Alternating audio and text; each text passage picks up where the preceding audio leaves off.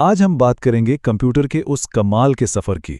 एक ऐसी कहानी जो शुरू होती है एक पूरे कमरे जितनी बड़ी मशीन से और पहुंचती है इन डिवाइसेस तक जो आजकल हमारी जेब में होती हैं।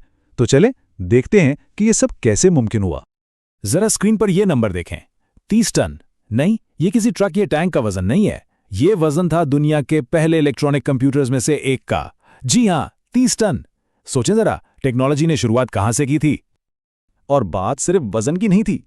जरा तसव्वुर करें, एक अकेला कंप्यूटर जो 1500 स्क्वायर फुट के पूरे कमरे में फैला हुआ था और बिजली इतनी खाता था जितनी एक छोटे से कस्बे को चलाने के लिए काफी हो।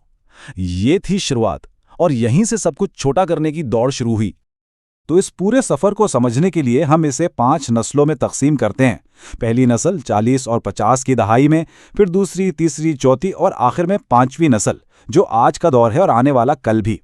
हर नस्ल टेक्नोलॉजी में एक बहुत बड़ी छलांग थी जिसने कंप्यूटर्स को छोटा, तेज और पहले से कहीं ज्यादा ताकतवर बना दिया। तो चलें शुरू करते हैं पहली नस्ल से, यानी वैक्यूम ट्यूब के देव। एक ऐसा दौर जब कंप्यूटर सच में देव हैकल थे। अच्छा, तो इन बड़े बड़े कंप्यूटर्स का दिमाग क्या था? वो थीं वैक्यूम ट्यूब्स। यूं समझें कि ये शीशे के नाजुक बल्ब थे जो बिजली के बहाव को कंट्रोल करते थे, बिल्कुल एक स्विच की तरह।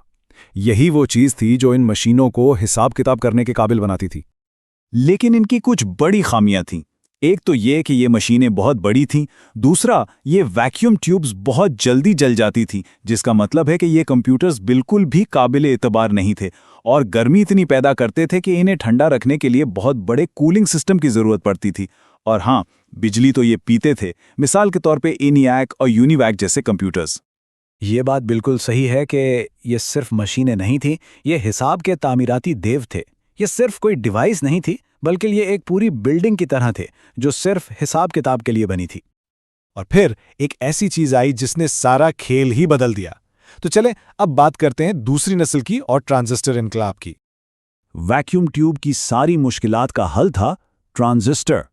ये एक छोटा सा सेमीकंडक्टर डिवाइस था जिसने उन बड़े बड़े शीशे के बल्ब्स की जगह ले ली।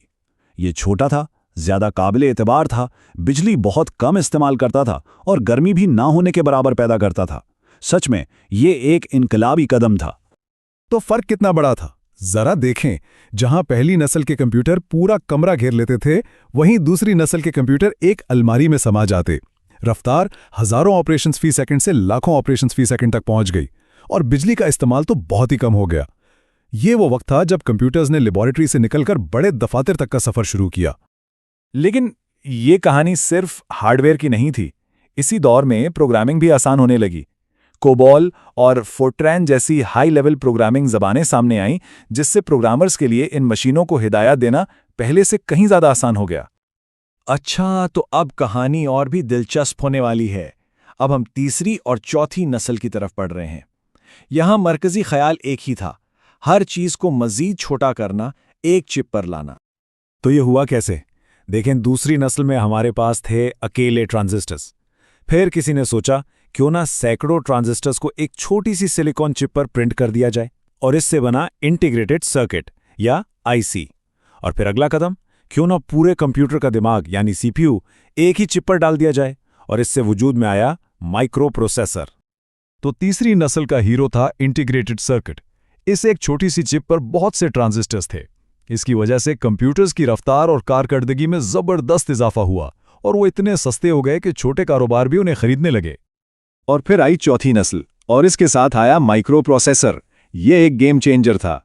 इंटेल 4004 जैसे प्रोसेसर्स ने पूरे के पूरे सेंट्रल प्रोसेसिंग यूनिट यानी CPU को एक नन्ही सी चिप में बंद कर दिया, और इसी ने उन तमाम डिवाइसेस की बुनियाद रखी जो हम आज इस्तेमाल करते हैं।